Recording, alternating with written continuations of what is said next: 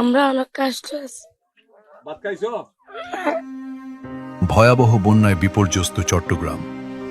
চারদিকে শুধু পানি আর মানুষের বাঁচার আকুতি। ঘরবাড়ি, রাস্তাঘাট, ফসলের মাঠ, দোকানপাট সব তলিয়ে গেছে। প্রায় 10 লাখ মানুষ আজ পানিবন্দী। গণমাধ্যমের তথ্য অনুযায়ী এখন পর্যন্ত প্রায় 40 জনের মৃত্যুর খবর পাওয়া গেছে।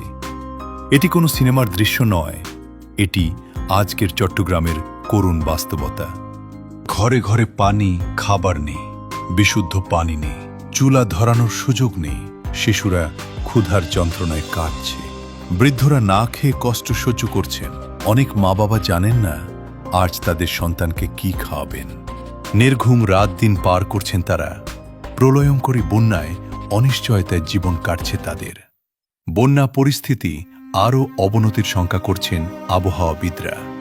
এই বন্যায় অনেকের সারা জীবনের সঞ্চয় শেষ হয়ে গেছে।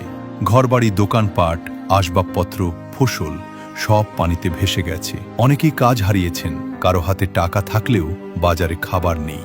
আবার যোগাযোগ বিচ্ছিন্ন থাকায় দুর্গম এলাকায় প্রয়োজনীয় খাবার ও ওষুধও পৌঁছাতে পারছে না। বিভিন্ন সময়ে দেশের দুর্যোগে সবার আগে সাহায্যের হাত বাড়িয়ে দিয়েছেন আজ তারাই একটি শুকনো খাবারের প্যাকেটের আশায় আপনার আমার দিকে তাকিয়ে আছেন। অতীতে সিলেট ও নোয়াখালীর বন্যায় পারি ফাউন্ডেশন আপনাদের সহযোগিতায় বন্যা দুর্গত মানুষের পাশে দাঁড়িয়েছিল। সেই একই মানবিক দায়িত্ব নিয়ে এবারও আমরা চট্টগ্রামের মানুষের পাশে দাঁড়াতে চাই। এই ত্রাণ কার্যক্রমে আমাদের সঙ্গে থাকবেন চট্টগ্রামের স্থানীয় বাসিন্দা, পারি ফাউন্ডেশনের উপদেষ্টা, জাতীয় দলের ক্রিকেটার ইয়াসির রাব্বির বাবা শওকত আলী চৌধুরী, চাচা শহীদুল্লাহ কায়সার এবং ইঞ্জিনিয়ার সাজ্জাদ।